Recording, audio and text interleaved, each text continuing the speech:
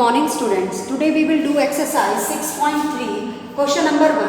What could be the possible ones digit of the square root of the given number? तो यहाँ पर हमें ये फाइंड आउट करना है बेटा कि जो हमारे पास ये नंबर है 9801, अगर हम इसका स्क्वायर रूट करेंगे तो इसका स्क्वायर रूट करने के बाद जो वंस डिजिट है वो क्या होनी चाहिए, कौन कौन सी पॉसिबल वंस डिजिट इसमें होनी चाहिए। तो देखिए बेटा यहाँ पर हम स्टार्ट करेंगे 9801 में हमारे पास जो यूनिट डिजिट है, यूनिट डिजिट ऑफ 9801 में जो यूनिट डिजिट है वो है 1।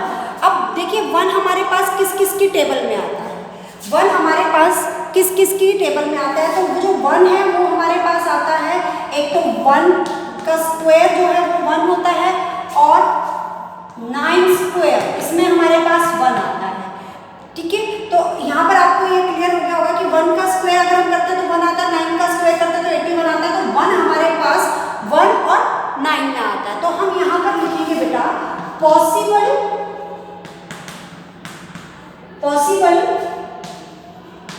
Unit digit of square root 9801 1 और 9। 1 और 9 हमने इसलिए लिखा, या तो 1 होगा या 9 होगा।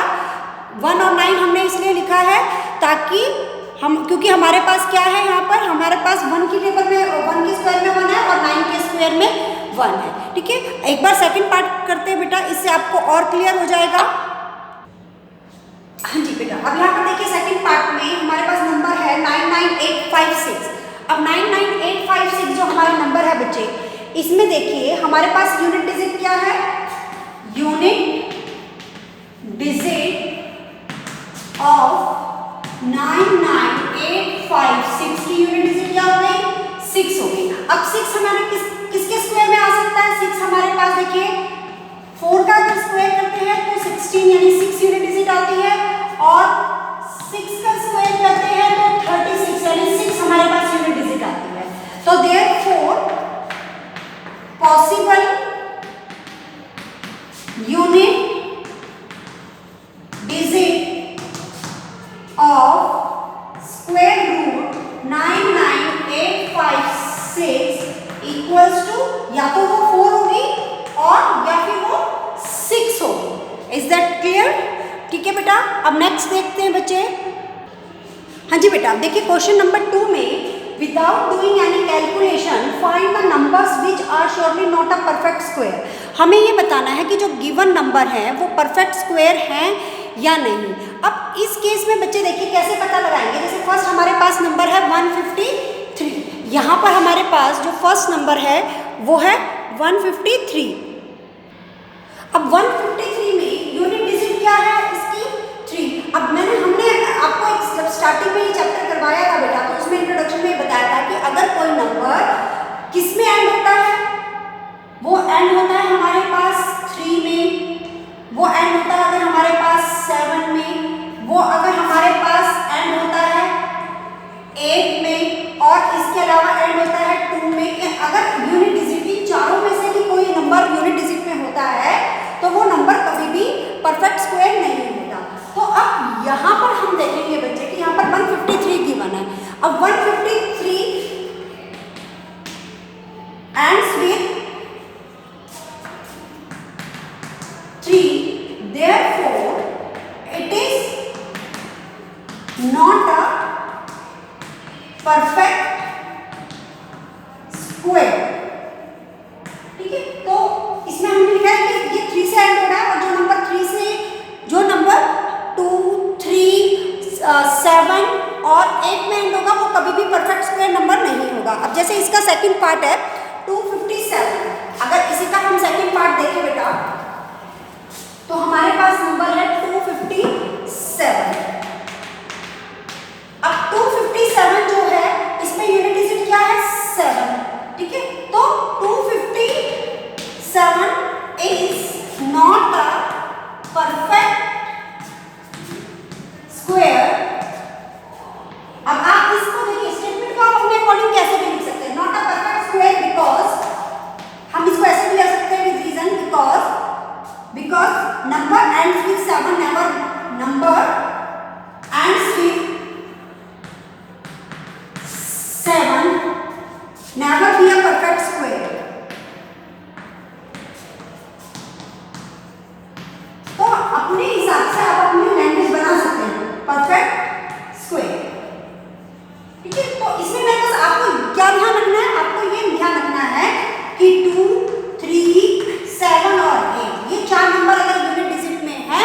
ये कभी भी परफेक्ट स्क्वायर नंबर नहीं होगी।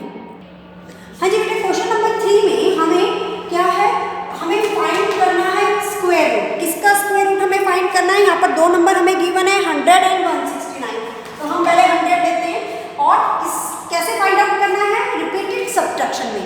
अब जो रिपीटेड सब्ट्रैक्शन में है बेटा, उसमें हम हमेशा ये ध्यान रखेंगे जब भी स्क्वायर रूट रिपीटेड सब्ट्रैक्शन में फाइंड आउट करना होता है तो उस केस में हम कॉन्सेक्यूटिव ऑड नंबर्स को माइनस करते रहते हैं जब तक कि 0 ना आ जाए। देखिए मैं आपको बताती हूँ, जैसे हमारा स्टेप 1 में हमने क्या किया, 100 माइनस 1, ओनली ऑड नंबर्स को माइनस करना है। 100 माइनस 1 वो हो गया 99। देन सेकंड में 99 माइनस 3, कॉन्सेक्यूटिव ऑड नंबर होने चाहिए, ये भी ध्यान रखना है। अब 93 माइनस किया तो हमारे पास 96। थर्ड स्टेप में 96 में से माइनस किया 5 तो 91। फोर्थ स्टेप में 91 से माइनस किया 7 तो हमारे पास आ गया 84। अब फिफ्थ स्टेप में 84 से हमने माइनस किया 9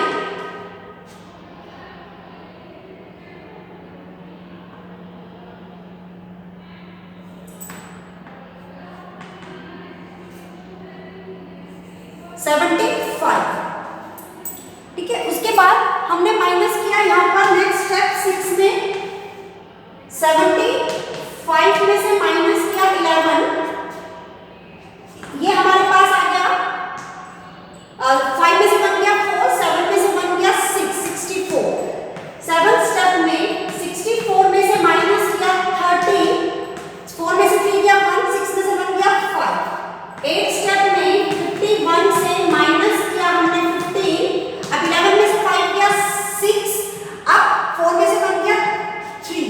अब 9 स्टेप में 36 में से माइनस किया 16, तो ये हमारे पास आ गया 16 नहीं 17, सॉरी, तो हमारे पास यहाँ पर आ गया।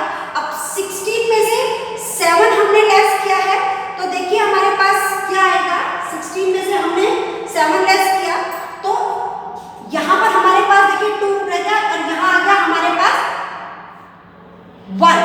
ठीक है बेटा, हाँ जी। अब यहाँ पर देखिए बेटा, हमने 36 में से माइनस करा 17 तो हमारे पास आ गया 19। और 10 स्टेप में हमने क्या किया, 19 में से माइनस किया 19 तो हमारे 19 तो हमारे पास आ गया 0। तो मैंने आपको बोला कि कॉन्सेक्यूटिव ऑड नंबर को हम माइनस करते जाएंगे तो हमारे पास क्या आ जाएगा, जब 0 आ जाएगा तो देखिए टोटल कितने स्टेप हुए हमारे पास, 10 स्टेप हुए। तो 10 स्टेप हुए तो इसका मतलब जो 100 है इसका स्क्वायर रूट आ जाएगा 10, क्योंकि टोटल 10 कॉन्सेक्यूटिव ऑड नंबर्स हमने माइनस करे, 1 2 3 4 5 6 7 8 9 10। तो जितने कॉन्सेक्यूटिव ऑड नंबर हमने माइनस किए, जितने कॉन्सेक्यूटिव ऑड नंबर हमने माइनस किए तो वही उसका जो है वो स्क्वायर रूट हो गया। तो यहाँ पर 100 का स्क्वायर रूट जो हो गया वो 10 हो गया। आई होप तो आपको ये वाला पार्ट क्लियर हो गया होगा बेटा। अब इसी तरीके से आप सेकंड 169 का रिपीटेड सब्ट्रैक्शन से आप निकाल सकते हैं बच्चे। ठीक है बेटा।